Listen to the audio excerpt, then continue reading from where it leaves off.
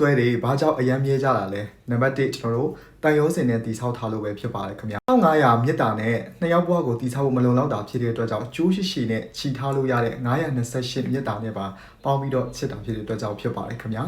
နံပါတ်2ကတော့ကိုကျင့်တရားစောင့်တည်လို့ပဲဖြစ်ပါတယ်တယောက်နဲ့တယောက်ဖောက်ပြန်ခြင်းတဲ့စိတ်ဖြစ်ပေါ်လာတဲ့ဆိုရင်တော့မှကိုကျင့်တရားနဲ့တစ္ဆာတရားတို့ကဖောက်ပြန်ခြင်းတဲ့စိတ်ကိုပြန်လည်ပြီးတော့မှထိန်းချုပ်ပေးထားတာဖြစ်ပါတယ်ဒီအချက်ကလည်းအရင်ကမှအရေးကြီးတဲ့အရာဖြစ်ပါတယ်ကိုကျင့်တရားကောင်းတဲ့အချက်မျိုးကိုရရှိဖို့အတွက်လိုတာဖြစ်ပါတယ်နံပါတ်3ကတော့ကိုကျင့်စာတရားရှိခြင်းပဲဖြစ်ပါတယ်သူ့နေရာမှာကိုတာဆိုရင်ဆိုတဲ့ကျွန်တော်ကိုကျင့်စာတရားရှိခြင်းကလည်းကျွန်တော်တို့ချစ်သူဆောင်သွဲတွေပဲဖြစ်ဖြစ်အိမ်တော်ရေးပဲဖြစ်ဖြစ်ရေရှည်ကျွန်တော်ခိုင်မာအောင်တည်ဆောက်နိုင်တာဖြစ်ပါတယ်အမားတွေမလုပ်ဘူးအမှန်ကန်တဲ့ line နဲ့သွားတဲ့အခါမှာချစ်သူလူဦးဆုံးကအကြည့်စာရိတာကောင်းတဲ့ချစ်သူဆောင်သွဲတွေဖြစ်ပြီးတော့မှလူများကနေပြီးတော့အားကြရတဲ့ဇုံသွဲတွေဖြစ်ကြပါမယ်ခင်ဗျာဒါကြောင့်မလို့တည်ရှိနေတဲ့မိတ်ဆွေတို့ရောဒီနေ့လက်ရှိကိုယ့်ရဲ့အချစ်ရေးမှာဘယ်လိုမျိုးပုံစံမျိုးနဲ့ကိုကအချစ်ကိုပုံဖော်နေလဲဆိုတာကိုကျွန်တော်စမ်းသပ်ကြည့်ကြရအောင်ခင်ဗျာ